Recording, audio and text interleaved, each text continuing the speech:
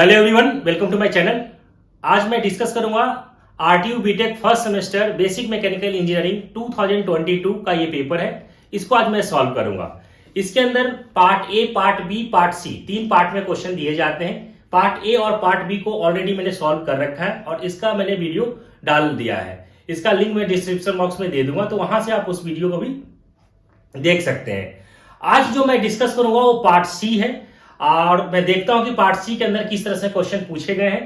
तो सबसे पहले हम लोग क्वेश्चन देख लेते हैं। तो देखिए पार्ट सी के अंदर, इसके अंदर अटेम्प्ट एनी 3 क्वेश्चन, 3 क्वेश्चन आपको करना है और आउट ऑफ 5 में से, और एक क्वेश्चन 10 मार्क्स का है। तो सबसे फर्स्ट क्वेश्चन इसके अंदर पूछा गया है कि list out major components of an automobile with their function.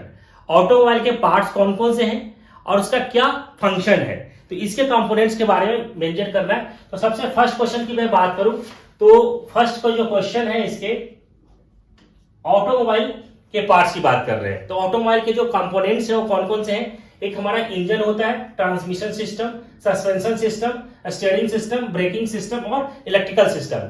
ये इसके क्या है, कंपोनेंट्स हैं। अब मैं बात करता हूं कि ये फंक्शन, इसका कैसे फंक्शन ये वर्क करता है। तो सबसे पहले मैं बात करूं कि इंजन, तो इंजन का काम क्या है, जो कि हमारा पावर को प्रोड्यूस करता है। ठीक है, इसको लोग इसका डेफिनेशन देख लेते हैं कि इट प्रोड्यूस द पावर और energy and this power convert into the motion, और ये मोशन प्रोवाइड करता है। सेकंड है ट्रांसमिशन सिस्टम। ट्रांसमिशन सिस्टम से क्या करते हैं, पावर को ट्रांसमिट करते हैं। That means this mechanism is used to transfer the engine power to the drive wheel, और जो हमारा जो व्हील है वहां तक हम पावर को क्या करते हैं, ट्रांसमिट करते हैं। तो ट्रांसमिशन सिस्टम ये कहलाता है। नेक्स्ट है suspension system. It absorb the shock on the tyre for the suspension system required. हमें सस्पेंशन सिस्टम रिक्वायर्ड होता है ना, हम लोग जो ऑटोमोबाइल जो हम लोग यूज करते हैं उसके अंदर। अब हम बात करते हैं स्टीयरिंग सिस्टम। स्टीयरिंग सिस्टम का हमारा जो काम होता है वो क्या काम होता है, ये क्या करता है, कंट्रोल करता है।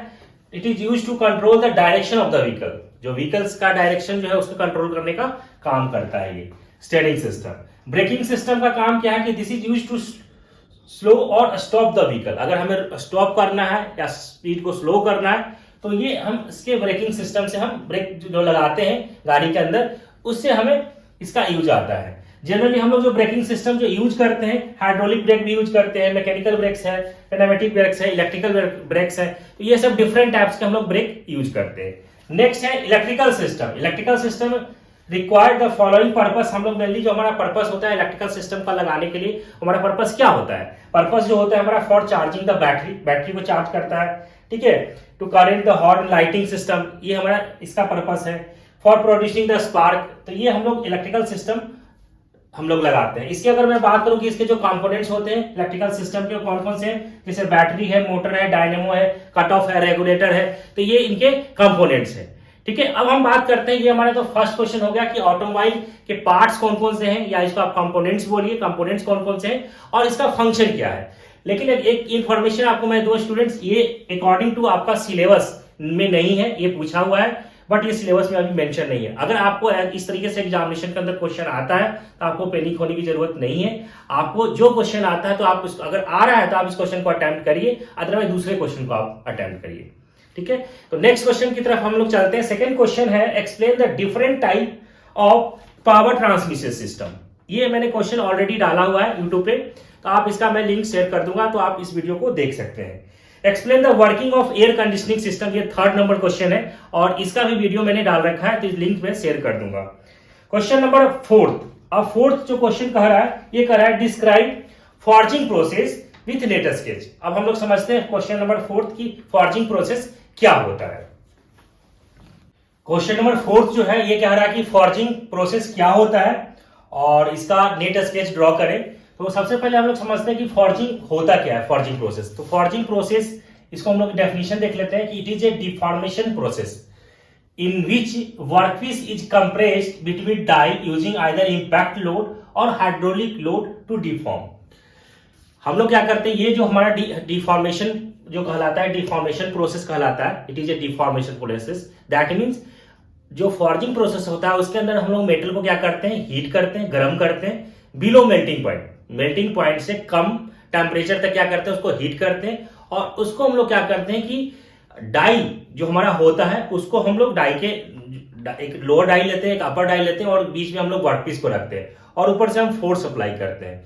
तो एज पर रिक्वायरमेंट के हिसाब से जैसा हम लोग डाई यूज करते हैं उस हिसाब से हमारा शेप वहां पे चेंज हो जाता है। तो हम लोग फॉर्जिंग प्रोसेस के अंदर शेप प्रोवाइड करते हैं, शेप हम लोग चेंज करते हैं, ठीक है। तो इसके अंदर होता क्या है कि फॉर्जिंग प्रोसेस के अंदर हम लोग क्या करते हैं, मेटल को क्या कर रहे हैं, यहाँ पे हीट कर रहे हैं, गर्म कर रहे हैं और हम लोग हैमर की हेल्प से उसको फिर क्या करते हैं, एनविल के ऊपर रख करके और उसको पीटते हैं और हम शेप प्रोवाइड करते हैं। तो there are two types of forging process होता है। एक होता है इसके अंदर हम लोग बोलते हैं हैंड फॉर्जिंग और सेकेंड होता है मशीन फॉर्जिंग। दो तरीके का होता है। हैंड फॉर्जिंग में हम लोग क्या करते हैं, मेटल को हीट करते हैं और हीट करने के बाद हम लोग क्या करते हैं कि एनविल के ऊपर रखते हैं, वर्कपीस को एनविल के ऊपर रखते हैं और एनविल के ऊपर रखने के बाद हैमर से उसको क्या करते हैं, पीटते हैं, स्ट्राइक करते हैं और हम शेप प्रोवाइड करते हैं। तो ये कहलाता है हैंड फॉर्जिंग। नेक्स्ट है मशीन फॉर्जिंग के अंदर हम लोग क्या करते हैं कि एक हम लोग यहाँ पे क्या करते हैं कि लोअर डाई यूज करते हैं, इसको हम लोग बोलते हैं लोअर, ये क्या होता है लोअर डाई, और एक यहां पे हम लोग यूज करते हैं, इसको बोलते हैं अपर डाई। लोअर जो डाई होता है ये क्या होता है, ये फिक्स होता है और ये जो होता है अपर जो डाई होता है ये मूवेबल होता है। अब हम लोग क्या करते हैं कि यहां पे फोर्स अप्लाई करते हैं और यहां पे क्या होता है, डाई बना हुआ होता है जिससे हमें चाहिए वर्कपीस उस तरीके का डाई बना हुआ होता है और यहां पे हम लोग क्या करते हैं, वर्कपीस को हम रखते हैं। यहां पे क्या होता है, ये जो होता है ये क्या है, ये वर्कपीस है,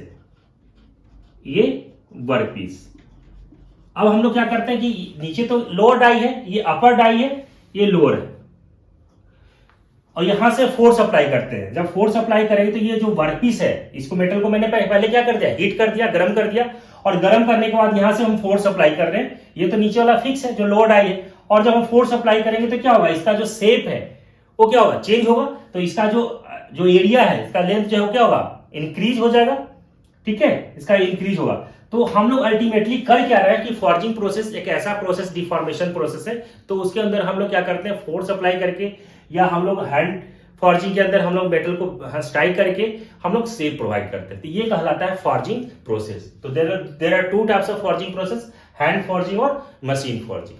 तो ये इस तरीके से हमें इसके अंदर एग्जामिनेशन के अंदर लिखना है। अब मैं बात करता हूं इसके बाद जो नेक्स्ट जो क्वेश्चन है, क्वेश्चन नंबर 5 कह रहा है कि with a suitable sketch explain the working of reciprocating pump. और रेसिप्रोकेटिंग पंप का मैंने वीडियो ऑलरेडी डाला हुआ है, तो इसका लिंक मैं शेयर कर दूंगा डिस्क्रिप्शन बॉक्स में, तो आप इस वीडियो को देख सकते हैं। इस क्वेश्चन को आप कवर हो जाएगा यहाँ से। तो टोटल इसके अंदर जो पार्ट सी था, पार्ट सी के अंदर टोटल नंबर ऑफ क्वेश्चन 5 है और 5 के अंदर 3 क्वेश्चन आपको करना है। तो आई होप स्टूडेंट्स की सारे क्वेश्चन आपको समझ में आ गया होगा। अगर समझ में आ गया तो हमारे चैनल को आप सब्सक्राइब कर ले और नोटिफिकेशन को ऑन कर ले। Thank you.